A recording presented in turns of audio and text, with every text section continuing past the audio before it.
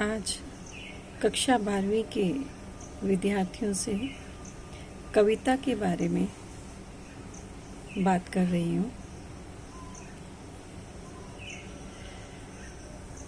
कविता कई विधाओं से निकल कर आती है, प्रकृति से, वीरता से, करुणा भाव से। वीर रस की कविता हो तो उसको हम करुणा भरे शब्दों में पढ़ेंगे तो उसके भाव को हम प्रकट नहीं कर पाएंगे। करुणा रस की कविता को करुणा के भावों की अनुभूति करके ही पढ़ना चाहिए। वीर रस की कविता को उसी वीरता के भाव से पढ़ना होगा। और प्रकृति चित्रण जिस कविता में हो, ऐसा लगे मानो हम प्रकृति के साथ एकाकार होके पढ़ रहे हैं। उसको अपने मन में उतारना है। कविता जब आप उसी रस से अभिभूत होकर पढ़ेंगे तो खुद ब खुद आपको समझ आने लग जाएगी। आप उसके भाव में बहने लगेंगे। हर बिंब आपकी आंखों के सामने आने लगेगा। किसी दृश्य के बारे में बात की गई है तो वो आपकी आंखों के सामने सजीव आ जाएगा। श्रव्य बिंब होगा, घंटी बज रही है, सच में लगेगा आसपास कहीं ऐसा ही हो रहा है, घंटी बज रही है। कुछ छुआ, ऐसे लगेगा कि आपके हाथ ने उसको छुआ, आपने किसी वस्तु को हल्के स्पर्श से छुआ तो आपको वो मुलायम लगी। एक कठोर चीज आपके हाथ में उसका एहसास दे जाएगी। कब? जब आप कविता को उसी रस में बहकर पढ़ेंगे। 2 बार कविता पढ़ें, उसको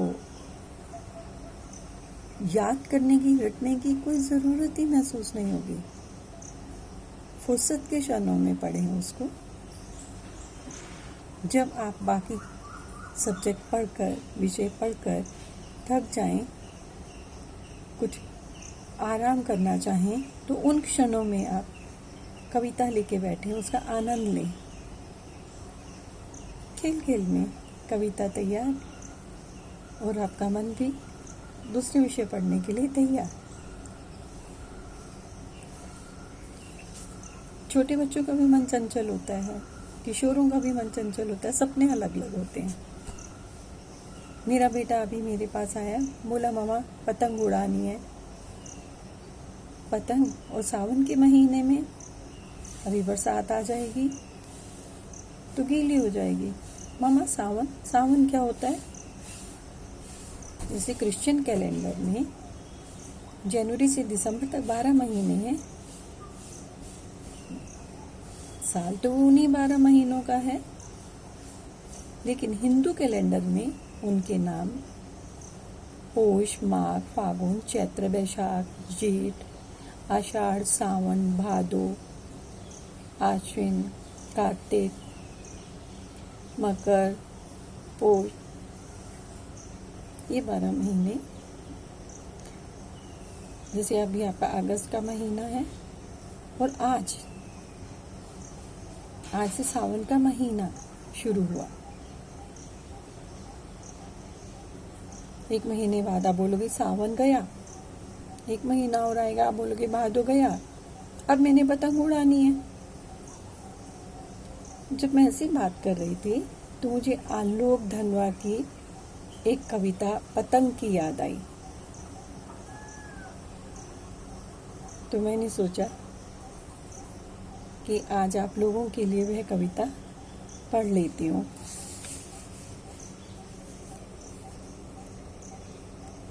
सबसे तेज बौछारें गई, भादो गया, सवेरा हुआ, खरगोश की आंखों जैसा लाल सवेरा। शरद आया फूलों को पार करते हुए, अपनी नई चमकीली साइकिल तेज चलाते हुए, घंटी बजाते हुए, जोर जोर से, चमकीले इशारों से बुलाते हुए। किसको? पतंग उड़ाने वाले बच्चों के झुंड को चमकीले इशारों से बुलाते हुए और आकाश को इतना मुलायम बताते हुए कि पतंग ऊपर उड़ सके। दुनिया की सबसे हल्की और रंगीन चीज उड़ सके, दुनिया का सबसे पतला कागज उड़ सके, बांस की सबसे पतली कमानी उड़ सके, कि शुरू हो सके सीटियों, किलकारियों, तितलियों की इतनी नाजुक दुनिया। जन्म से ही वे अपने साथ लाते हैं कपास। पृथ्वी घूमती हुई आती है उनके बेचैन पैरों के पास, जब वे दौड़ते हैं बेसुध, छतों को भी नरम बनाते हुए, दिशाओं को मृदंग की तरह बजाते हुए, जब वे पेंग भरते हुए चलते हैं डाल की तरह लचीले वेग से, अक्सर छतों के खतरनाक किनारों तक। उस समय गिरने से बचाता है उन्हें सिर्फ उनके ही रोमांचित शरीर का संगीत। पतंगों की धड़कती ऊंचाइयां उन्हें थाम लेती हैं महज एक धागे के सहारे। पतंगों के साथ साथ वे भी उड़ रहे हैं अपने रंध्रों के सहारे। अगर वे कभी गिरते हैं छतों के खतरनाक किनारों से और बच जाते हैं, तब तो और भी निडर होकर सुनहले सूरज के सामने आते हैं। पृथ्वी और भी तेज घूमती हुई आती है उनके बेचैन पैरों के पास। हाँ, ऐसे ही हैं बच्चे, ऐसे ही हैं बच्चों के सपने, पतंग की तरह। उनको रोम होते ना पतले, बिल्कुल पतंग के धागे की तरह। उनको लगता है ये भी रोम पकड़ के ऊपर उड़ सकते हैं। मन कोमल होता है जैसे कमानी कोमल है। उनके सपने ऊंचे होते हैं, उड़ना चाहते हैं जैसे पतंग उड़ना चाहती है। पतंग को उड़ाने वाले कौन है? बच्चे, किशोर, तुम लोग, तुम्हारी उम्र के बच्चे। और तुम्हारे सपने तुम जानते हो कैसी उड़ान भरते हैं। कभी नीचे आ जाते हैं, कभी ऊंचे चले जाते हैं। कभी धागे को खींचते हो, पतंग नीचे आ जाती है, कभी धागे को खींचते हो, पतंग ऊपर चली जाती है। तुम जानते हो कि कब ढील देनी है, कब उसको कसना है।